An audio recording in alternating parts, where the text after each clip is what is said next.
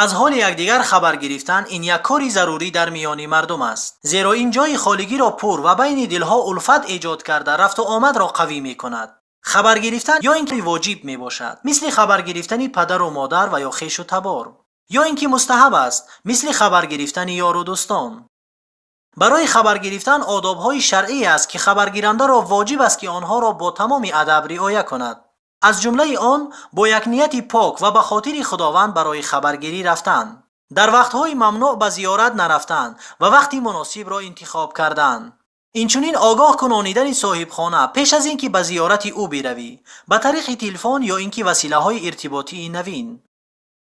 از اهل آن خانواده اجازه ورود خواستند و به آنها سلام دادند. در روبروی در نایستادند، بلکه از طرف راست یا اینکه از طرف چپ آن ایستادند.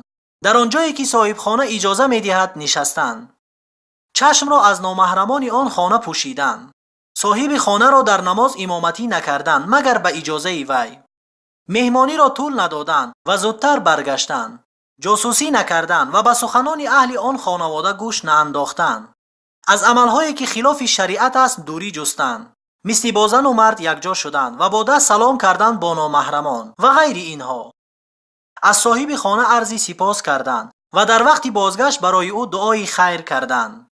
از ابو هریره رضی الله عنه روایت شده که پیامبر صلی الله علیه وسلم گفت: مرد به زیارت برادرش که در دیگر قشلاق بود رفت. خداوند در سر راه او فرشته ای را گذاشت. وقتا که به نزد آن فرشته رسید، آن فرشته گفت: کجا میخواهی بروی؟ گفت: میخواهم به زیارت برادرم که در این قشلاق است بروم. گفت: آیا تو مال در نزد او داری؟